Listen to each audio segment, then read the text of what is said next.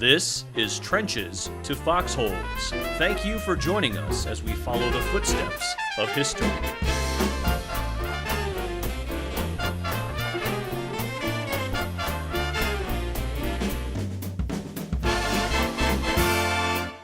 All right, welcome to the first episode of Trenches to Foxholes podcast, everyone. I'm your host, Keith Ewan, and I thought a good way to start this series is to tell you about the entire Trenches to Foxholes campaign.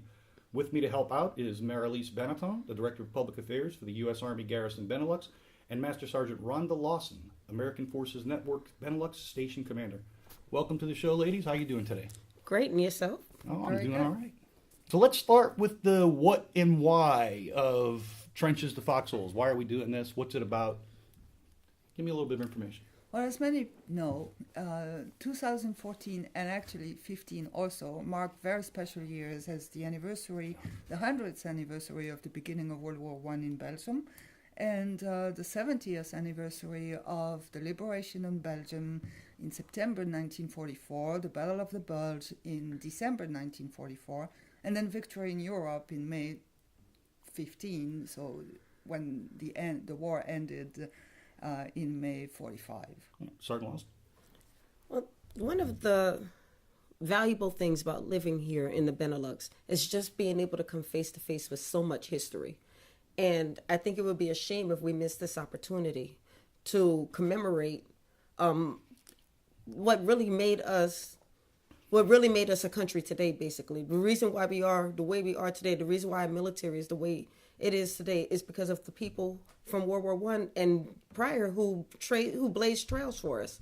And so I think it's actually exciting to be able to come here and to commemorate the 70th anniversary of the liberation of Belgium, as well as the 100th anniversary of the beginning of World War I.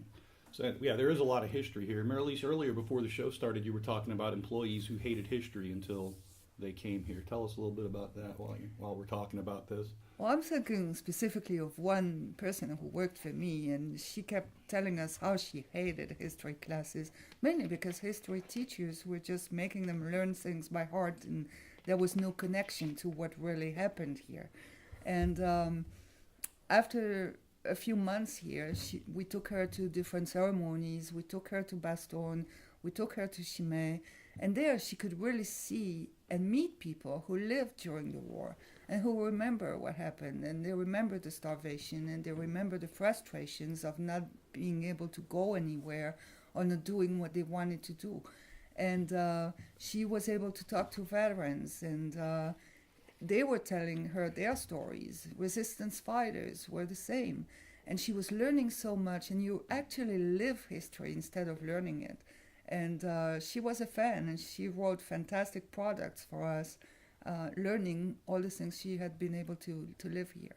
That's perfect for this for this whole Trenches to Foxholes campaign, because that's kind of what we're trying to do via all of our different avenues that we're going to reach. And for our listeners, it's obvious that part of the Trenches to Foxholes campaign is this podcast, and I'll be focusing on a variety of different things. But what else do we have going on with the Trenches to Foxholes campaign? Well, we have a lot going on. Yes. We have a lot of events, and I'm really glad that we're able to partner with our AFN friends to really give our audiences the most of what they can get over here. The emotions, the formal ceremonies, meeting people, learning history, and we'll do that through different avenues. We'll have these podcasts, we'll have the Gazette coming out weekly. We'll inform people of what events are happening and give them background. Our website will have a special page that also gives a lot of background information. And then I know our AFN friends will do a lot as well. Yes, we have a lot planned. We've actually put a lot already into motion. Those who watch AFN on the regular may have seen some of our commercials, our Trenches to Foxholes commercials, which I think is one of the most valuable parts of this entire campaign, because we're talking to historians, we're talking to actual veterans who are reflecting on things that they remember.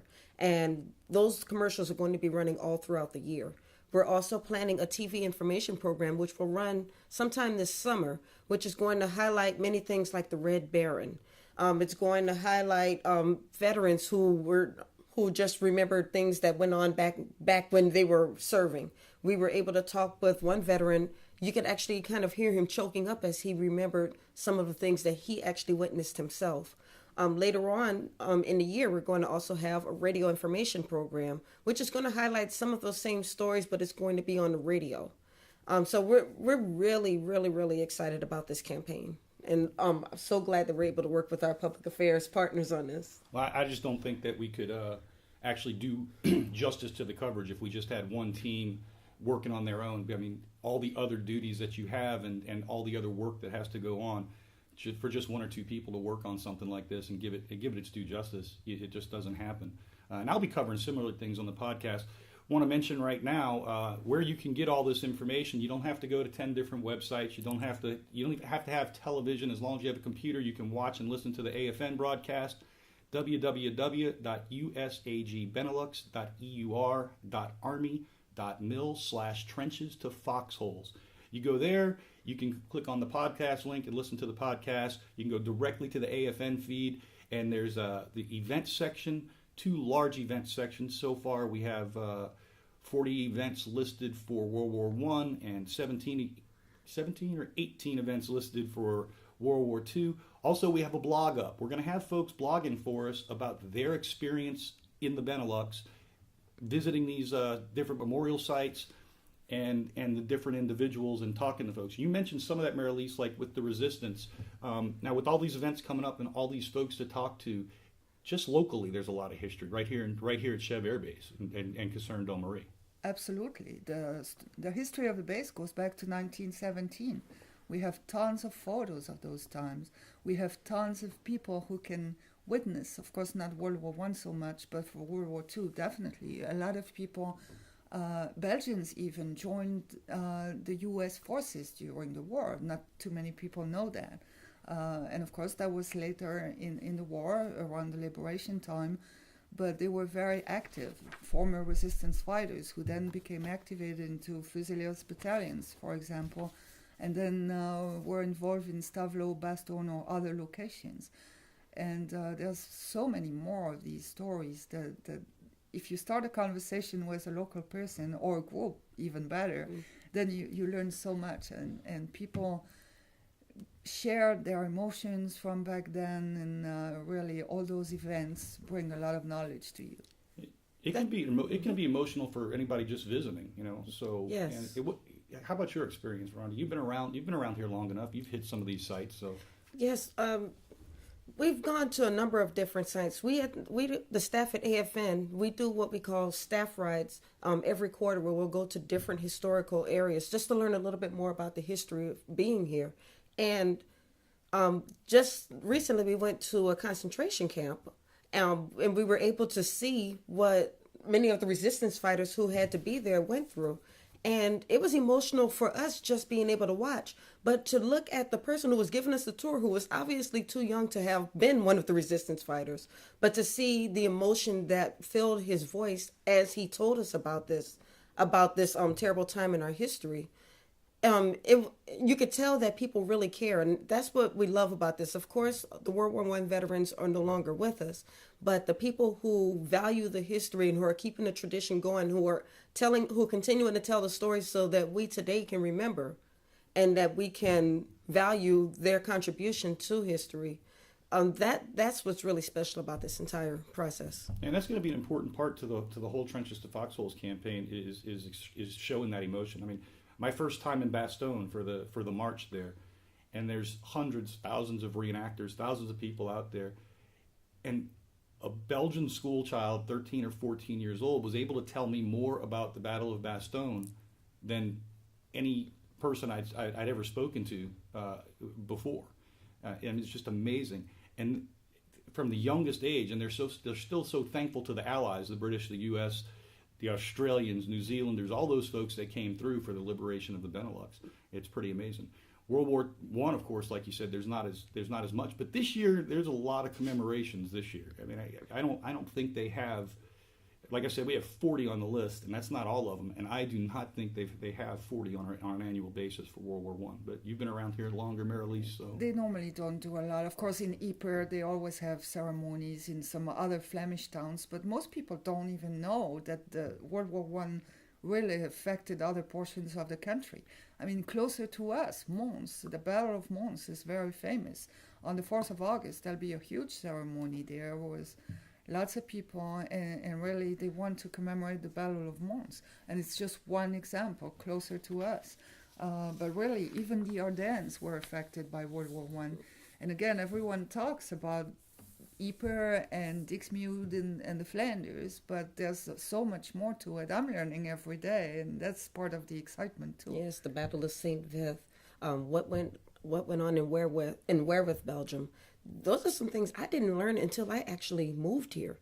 You know, it's in school we get so caught into what's in the textbook that we don't really go further than that. And so, like you were mentioning earlier, people, as they go through school, some of them just hate history. Unless they're real history buffs, they hate history. But then they come here and they actually get to experience it. They actually get to walk on those battlefields. They actually get to just see what they may have seen back then. History just takes on a whole new meaning to them. And I'm very honored to be here. And I'm very happy that my daughter, who's only 14 years old, is able to see much of this herself, because this is something that she won't easily forget. Yeah, it is an amazing place, an amazing thing, and that's what we're trying to share with everyone out there. I'm going to remind you again, we do have the website up, and the ladies do have some work to get back to do, but you'll be able to recognize our Trenches to Foxholes products. The logo, there's one logo that will be on every Trenches to Foxholes product. You'll be able to recognize it. If you're watching on YouTube or on the website, the logo will be there, so you'll be able to recognize it. Every product in the Gazette, anywhere you look for Trenches to Foxhole, that's where it's going to be. Now, if you have a story yourself, or you want to write a blog about your visits to Belgium or the Netherlands or any of the memorial sites within the Benelux region, all you have to do is email us. You can go, like, our contact address is on the website. Email me, let me know, and we'll put you up there. If you'd like to blog for us, let us know. We've got a few folks that have done some trips throughout the Benelux last year, and they're going to be sharing their story with us. And hopefully a few other veterans that we're talking to will be sharing their story with us, and one or two significant names that you may recognize from some television shows that we're going to try and get on. I'm Keith Ewan, and thanks for listening. Let's go to Sis Spook for the events update.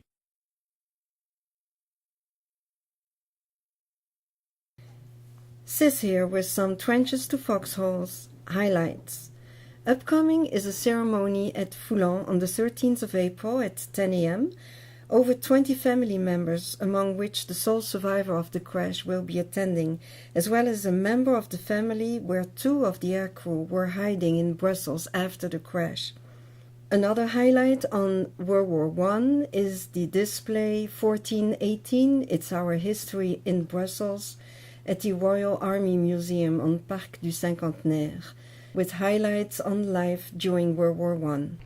Well, that's it for our first episode of Trenches to Foxholes. Don't forget to check out www.usagbenelux.eur.army.mil for more on the history of World War I and World War II. Trenches to Foxholes is an official production of the U.S. Army Garrison Benelux in association with American Forces Network Benelux. Thank you for listening.